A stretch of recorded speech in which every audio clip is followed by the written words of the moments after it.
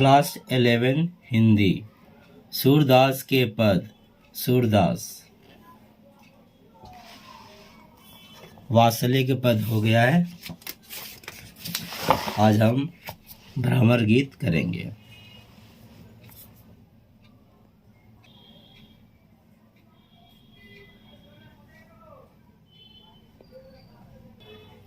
भ्रमर गीत। ऊधो मन नहीं हाथ हमारे, रथ चढ़ाई हरि संग गए ले, मथुरा जब ही सिधारे। ना तरु कहाँ जोग हम छाड़ही, अति रुचि के तुम ल्याए। हम तो झंकती श्याम की करनी, मन ले जोग पठाए। अजहू मन अपनो हम पावे, तुम ते होई तो होई। सूर सपथ हमें कोटि तिहारी, कही करेंगी सोई। दूसरा पद। मधुबन तुम कत रहत हरे, बिरह वियोग श्याम सुंदर के, टाढ़े क्यों नजरे। मोहन बेनु बजावत तुम तर, शाखा टेकी खरे। मोह थावर अरुजर जंगम, मुनि जन ध्यान टरे। वह चितवनी तू मन न धरत है, फिरी फिरी पूप धरे। सूरदास प्रभु बिरह दवानल, नख सीख लो नजरे।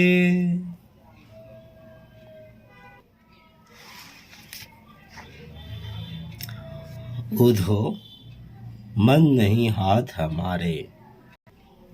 बात 16 जनपद युग की है। उस समय मथुरा का राजा कंस थे। ब्रजगांव में कृष्ण बड़े हो गए थे, किशोरावस्था को उपलब्ध हो गए थे। उनके साथ साथ बलराम भी थे, उनके बड़े भैया। कंस को ऐसी भविष्यवाणी हुई थी ज्योतिष शास्त्र के अनुसार से कि उनका हत्या उनके भांजे कृष्ण के हाथों होगी। इसलिए उन्होंने बचपन में बहुत तरह का प्रपंच छल अपनाया उन्हें मारने के लिए, पर असफल है। खैर, अब वो किशोरावस्था को उपलब्ध हो गए थे और कंस ने उन्हें आमंत्रित किया था मल्ल युद्ध के लिए, ताकि इसी बहाना उन्हें मार दिया जाए। और इसलिए उन्हें रथ भेजा गया था। उस ज़माने में जैसे कि आज बड़े बड़े गाड़ी होते हैं, हेलीकॉप्टर होते हैं राजाओं के लिए, वहाँ पर उस समय रथ हुआ करता था। तो रथ पर उन्हें बैठाकर बलराम और उन्हें मथुरा ब्रजगांव से बुलाया गया था, लेकर आया गया था। उन्हें तो ला दिया गया, मथुरा वो आ गए। पर उनके साथ, कृष्ण के साथ जो गोपियाँ रहती थी, खेलती थी बाग बगीचा में, उनके चले जाने से वे बहुत दुखित हुई, व्यथित हुई। वो कृष्ण को अपने आराध्य देव के रूप में देखती थी, उनकी उपासना करती थी भक्ति योग के माध्यम से। पर यहाँ पर कृष्ण को ये पता चला कि वे बहुत उदास हैं, तो उन्होंने दोबारा ब्रजगांव आने की बात सोची। पर इसी बीच उद्धव, उनका एक मित्र जो ज्ञान मार्गी थे, उन्होंने कहा कि आपको जाने की ज़रूरत नहीं है और अब व्यर्थ में चिंता न करें, मैं जाकर उन्हें ज्ञान योग सिखा दूंगा, अर्थात सीधे आपसे उनका संबंध हो जाएगा ज्ञान योग के माध्यम से, तो आप ये व्यथित नहीं होंगी। कृष्ण बोले जाइए, पर मुझे नहीं लग रहा कि आपसे ये होगा, क्योंकि बोले कोई बात नहीं, मैं कर लूँगा। और फिर वो ज्ञान मार्गी आए कृष्ण का संदेश लेकर, और गोपियों से उन्होंने कहा जैसा उन्होंने कृष्ण से कहा था, योग मार्ग के माध्यम से भगवान से संपर्क साधना। तो उसी सिलसिले में ये छोटे से 6 लाइनों में सूरदास जी लिखते हैं, बड़ा प्यारा है।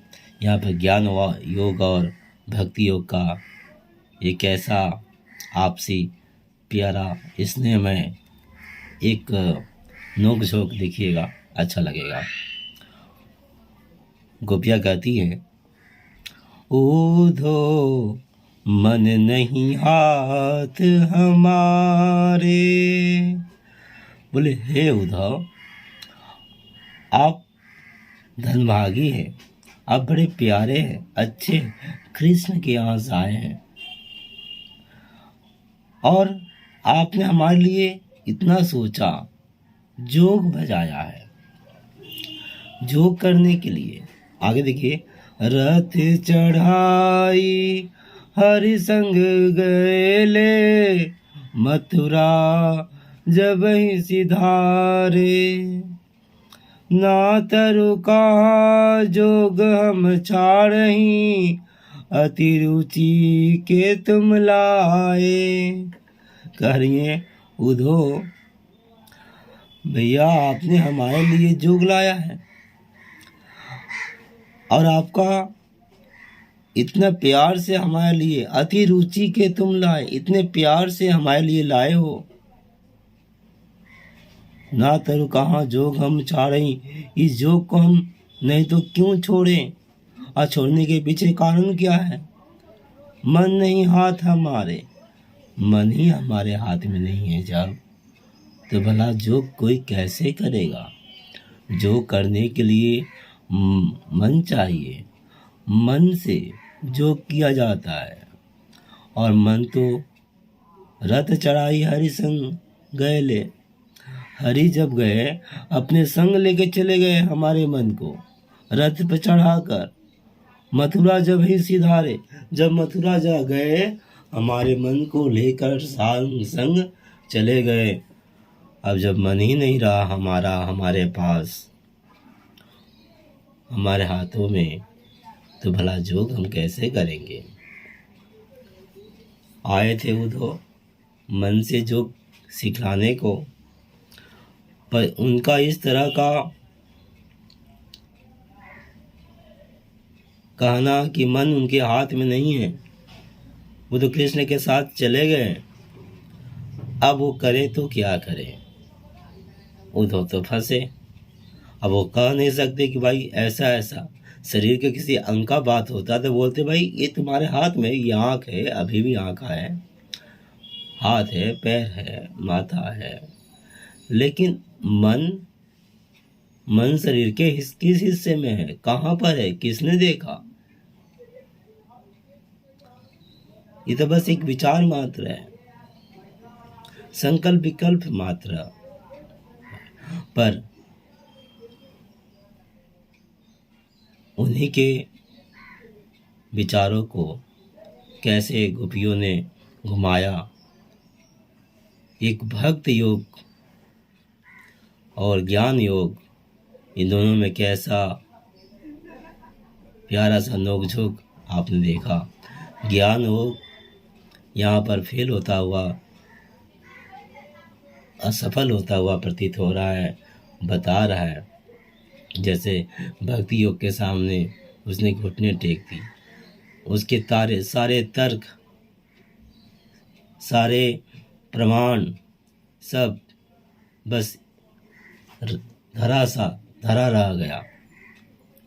अब कैसे प्रमाणित करें कि मन वहाँ नहीं है, मन शरीर के साथ ही रहता है,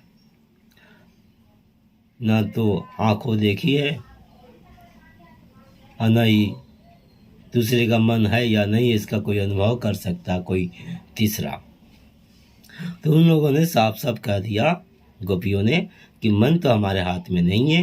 कृष्ण के संग रथ पर चढ़कर चला गया। जब कृष्ण गए, हरि गए, दुखों को हरने वाले हरि गए, तो मन उनके साथ ही चला गया है।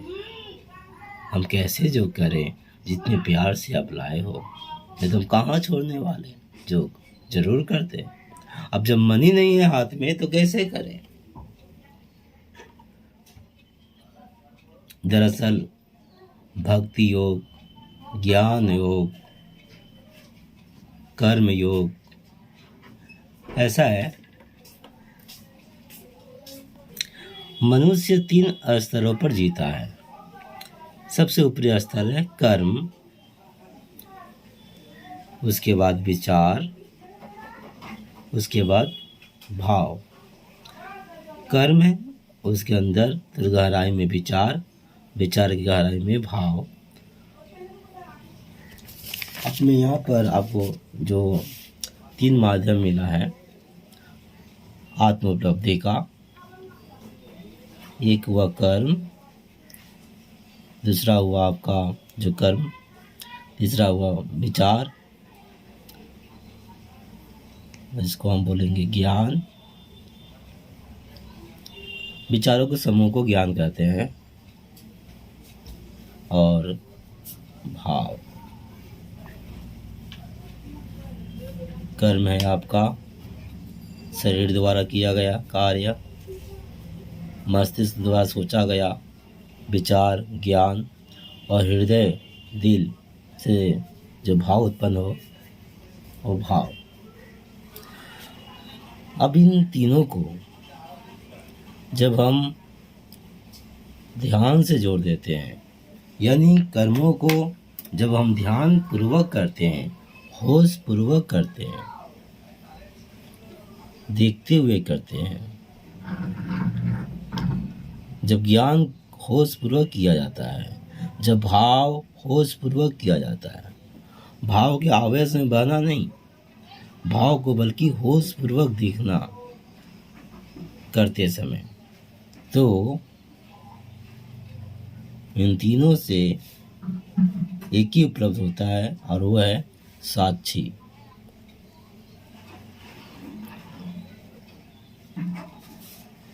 साक्षी की उपलब्धि ही मनुष्य का लक्ष्य है, अध्यात्म का परम लक्ष्य है। कर्म जब ध्यान से जुड़ जाता है तो इसे बोलते हैं हम लोग कर्म योग। कर्म योग। ज्ञान जब ध्यान से जुड़ जाता है तो इसे कहा जाता है ज्ञान योग। भाव जब ध्यान से जुड़ जाता है तो इसे कहा जाता है भक्ति योग। भक्ति योग, ज्ञान योग और कर्म योग, तीनों से एक ही उपलब्धि होती है और साक्षी भाव की उपलब्धि है। कुछ व्यक्ति मनुष्य कर्म प्रधान होते हैं, कुछ ज्ञान प्रधान होते हैं, कुछ भाव प्रधान होते हैं। जो जिस तरह के धनी हैं उनमें सिर्फ ध्यान जोड़ दें, होश पूर्वक करें, ध्यान अर्थात होश पूर्वक उस काम को करें तो साक्षी उपलब्ध हो सकते हैं। उनका कर्म कर्म योग हो जाएगा, ज्ञान ज्ञान योग हो जाएगा, भाव भक्ति योग हो जाएगा। तो गोपियाँ यहाँ पर भक्ति योग के प्रतीक हैं और उद्धव है ज्ञान योग के, जो कि विचार प्रधान थे।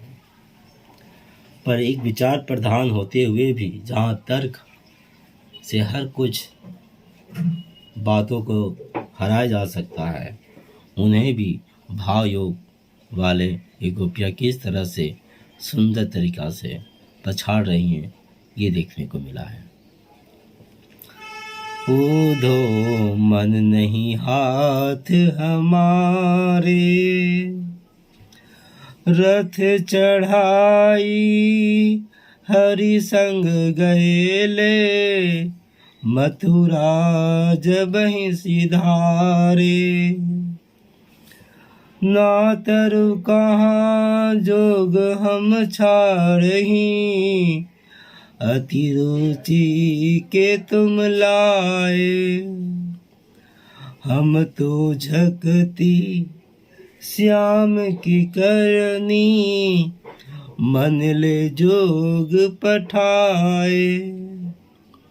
हम तो झकती श्याम की करनी, श्याम की इस करनी पर हमें सोचकर ही ये झकती, अर्थात यूं कहे कि हमें सोचकर ही कैसा लग रहा है पागलपन जैसा कि क्या काम किए हैं। मन ले गए और जोग भेजाए हैं आपके माध्यम से कि जोग कर ले, जोग से जुड़ जाए। अरे भाई, जोग से कैसे जुड़ सकता है कोई जब मन ही ना हो।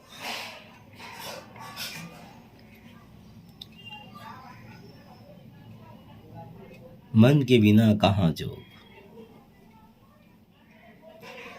जैसे कलम के बिना हम लिख नहीं सकते, ना कलम और पेंसिल के बिना लिख नहीं सकते, कागज पर हाथों से कोई कैसे लिख सकता है। हर कार्य का कोई साधन है, बिना सूत्र का सवाल कैसे बनाएंगे। पहली खोलने का चाबी है सूत्र। उसी तरह बिना साधन का साध्य कैसे किया जा सकता है। तो साधन है मन। अजहू मन अपनो हम पावे, तुम ते होई तो होई। आज भी हम अपना मन पा सकते हैं, और ये सिर्फ आप ही के कारण ही पा सकते हैं।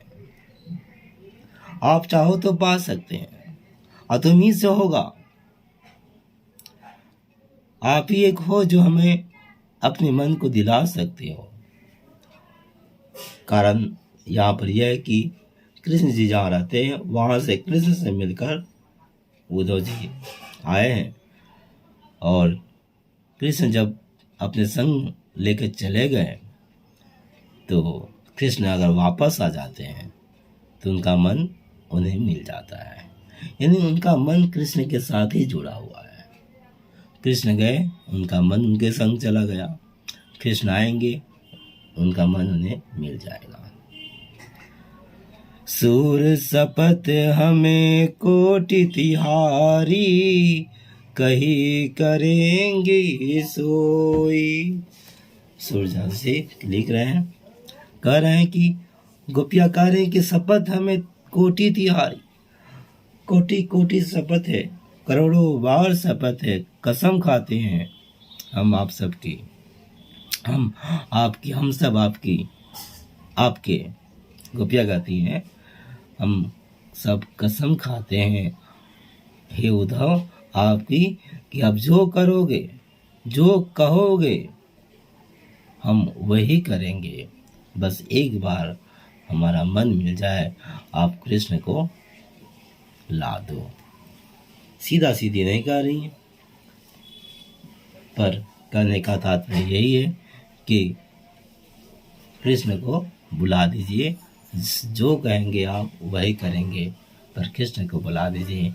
कृष्ण को बुलाए बिना उनका मन भला कैसे आ सकता है, कि उनके संग ही गया है, तो जहाँ जहाँ रहेंगे उनके संग रहेगा। अब जब आएंगे तो फिर होगा। तो जिस योग की बात कर रहे हैं उद्धव जी, यहाँ देखा जाए तो भक्ति योग के माध्यम से गोपियों को वह भाव उपलब्ध हो गया है। हालांकि यहाँ पर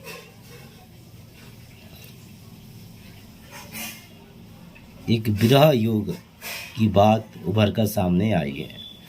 भक्ति योग का लक्षण है, इसका जब शुरुआत में भक्ति योग को उपलब्ध होता है, कोई थोड़ा सा आभास आता है किसी में, तो विरह स्वाभाविक है। यहाँ पर कृष्ण विरह में व्याकुल गोपियाँ छटपटा रही हैं। उनके विरह को इतना प्रगाढ़ विरह है कि भगवान भी उनके लिए तड़प उठते हैं, कलप उठते हैं, इस विरह को मिटाना चाहते हैं। और इस विरह को दूर करने के लिए उद्धव जी आते हैं अपने ज्ञान मार्ग का संदेश देने के लिए। पर यह उनका संदेश भी बच्चों जैसा प्रतीत होता है इस गोपियों के सामने, क्योंकि उद्धव जी का मन उनके साथ है, जबकि इनका मन तो भगवान के संग है। जो भगवान के संग जिनका मन है, वो तो उनसे भी उच्च कोटि के भक्त, उनसे भी उच्च कोटि के योगी सिद्ध होता है, जो कि गोपियाँ हैं। तो हम समझे। आगे हैं इस विरह योग के विरह योग में जो व्याकुल गोपियाँ हैं, इनका आगे चढ़ाव होगा भक्ति योग के। एक सीढ़ी से अब अगला सीढ़ी की तरफ ये बढ़ रही है, उसके गहराई में और जाएंगी। पर शुरुआत में जो दिक्कत है, जीवन में जो कुछ हलचल होता है, उसका एक और देखते हैं विरह का लक्षण किस तरह का आस पास में यह उपलब्ध होता है, देखेंगे। खैर, विरह का भी अपना अलग मिठास है। देखिए, मधुबन तुम कत रहत हरे, विरह वियोग श्याम सुंदर के, टाड़े क्यों नजरे। गोपियाँ विरह अग्नि में जल रही हैं, तड़प रही हैं, कलप रही हैं भगवान कृष्ण से अलग होकर। और उस पर जब कोई ऐसा स्वाभाविक है मनुष्य का, जब कोई दुख में हो तो उसके आसपास जिसके कारण वो दुखी है, दूसरा अगर कोई नहीं दुखी होता है तो उसे दुख होता है कि वो दुख क्यों नहीं है, होना चाहिए था। यही बात इनके साथ हो रहा है। मधुबन तुम कत हरत हरे। कृष्ण जी जिस मधुबन में, अर्थात जिस वन में अपना समय बिताया करते थे, उस वन की बात कहा जा रहा है। मधुबन तुम कत रहत हरे, तुम क्यों कैसे हरे हो, विरह वियोग श्याम सुंदर के, भगवान कृष्ण के वियोग में ठाड़े क्यों न जरे, खड़े खड़े क्यों न जर जाते हो आग में। मोहन वेणु बजावत तुम तर, भगवान कृष्ण तुम्हारे नीचे बांसुरी बजाया करते थे। वेणु बजावत, बांसुरी बजाते थे। शाखा टेकी खड़े, तुम्हारी शाखा के सहारे पर खड़े होकर।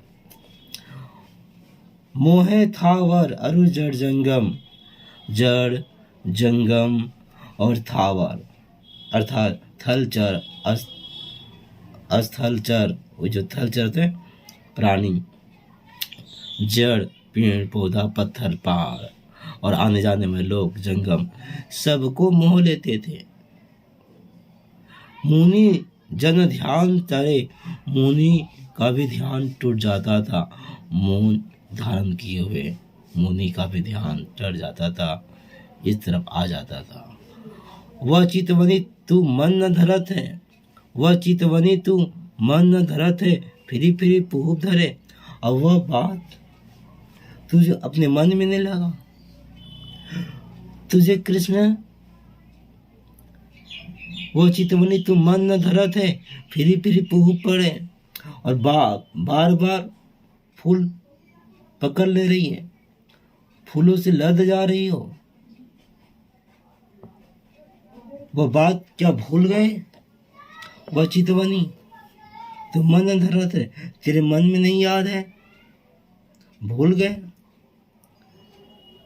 कि कृष्ण तेरे नीचे बांसुरी बजाया करते थे, खेलते थे हम सब, और वो चले गए हैं उनके विरह में, वियोग में। तो खुश हो रही है, फूल से, हरे पत्तों से लद गई है।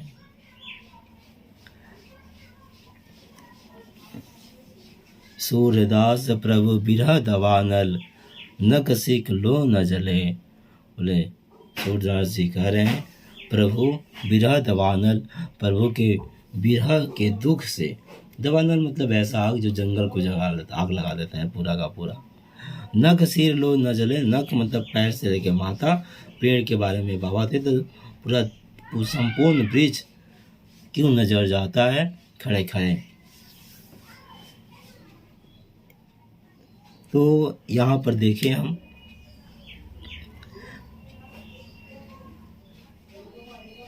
भक्ति योग भाव, दरअसल हम देखें तो ऐसा नहीं है कि मन जो कि भाव है वो किसी से अलग होता है। हाँ, लोगों का जो सोच होता है किसी से जुड़ा हुआ, याद है बस, ठीक है। वैसे सारा खेल मन का विस्तार है, मन का ही है, मन का सम्मोहन का खेल है। जैसे जो समझ लेता है जीवन उसका वैसे ही गुजरता है। यहाँ पर गोपियों का इस तरह से सोचना कि मन का भगवान के पास, भगवान के साथ चला गया है, इसलिए वो व्याकुल है। तो भैया बिना मन का कोई व्याकुल कैसे हो सकता है? तो यहाँ जाने का मतलब ये नहीं कि उनके साथ चला गया, बस मन लग गया है, उन्हीं की याद उनके साथ जुड़ गया है। समय के साथ सब हवा हो जाता है। खैर, ये भ्रमर गीत है, मन का भाव है, मीठा है, अच्छा है, पूरा हुआ। इसमें कुछ जानने लायक, सीखने लायक, अपनाने लायक कुछ नहीं है। हाँ, कविता है, पद है, पढ़िए, भाव में रहिए, बस इतना ही है। पर देखा जाए तो यहाँ से कुछ आपको मिलने वाला नहीं है। हाँ, एक चीज़ जो मैं आपको बताया, कर्म योग, ज्ञान योग, भक्ति योग, दरअसल ये क्या है अपने अर्थों में, जब हम साक्षी भाव को उपलब्ध होते हैं। ये साक्षी भाव का उपलब्ध होना, होश के साथ जीवन को जीना। जो कर्म प्रधान लोग होते हैं वो कर्म पर ध्यान करें तो भी साक्षी भाव को उपलब्ध हो सकते हैं। ज्ञान प्रधान लोग ज्ञान पर, अपने विचारों पर भाव ध्यान करें, ध्यान पूर्वक विचारों को करें, होश पूर्वक करें तो वो ज्ञान मार्ग को उपलब्ध हो सकते हैं। और भाव हृदय प्रधान लोग यदि ध्यान के माध्यम से ध्यान पूर्वक, होश पूर्वक भाव करें तो वह भक्ति योग को उपलब्ध होंगे। और तीनों योग के माध्यम से एक का ही उपलब्धि है, वह है साक्षी भाव को उपलब्धि, परम उपलब्धि।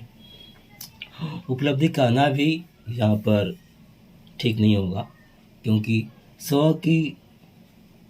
स्व को पाना, स्व को जानना, आत्म साक्षात्कार जिसको कहते हैं, ये दरअसल उपलब्धि नहीं है। ये तो है ही आपके पास, आप तो है ही, आप क्या किसी से पाइएगा बाहर से। हाँ, परत हटाना, जान लेना खुद को, और ये हो सकता है तीनों मार्ग के माध्यम से। बाकी ये भ्रमर गीत है, प्यारा गीत है, सूरदास जी ने गाया है, पूरा हुआ। प्रश्नोत्तर इसका सामान्य सा रहेगा। वो जो कौन थे, मन नहीं हाथ हमारे, का क्या तात्पर्य है, जो कि आप लिखोगे। और अपने इस पाठ को पढ़ने के बाद जो भी प्रश्न हो उसे आप खुद लिखें। जैसे कि आशय क्या होता है, व्याख्या क्या होते हैं, संदर्भ क्या होता है, प्रसंग क्या होता है, कैसे लिखा जाता है। अपने शिक्षकों को से, अभिभावकों से जो उत्तर लिख कर दें आपको, उनसे पूछ लें और उसके बाद उन उत्तरों को भी देख लें कैसे लिखे हो, और खुद से लिखने का प्रयास करें। जब आप खुद से लिखिएगा तो ही ये 11 क्लास का पढ़ाई सार्थक होगा आपके साथ, क्योंकि इस 11 क्लास में रिजल्ट आपको नहीं मिलता है। यही कारण है क्योंकि आपको अंदर से अपने लिखने का हुनर निकालना पड़ेगा, निखारना पड़ेगा, ताकि आप महाविद्यालय को सहज रूप से रसतापूर्वक पार कर सके और आगे भी विश्वविद्यालय को भी। अंदर से लिखने का गुण अगर नहीं उभारे आप 11 क्लास में, तो फिर ये आगे का पढ़ाई आपके लिए संभव ना हो पाएगा। इतना ही, धन्यवाद।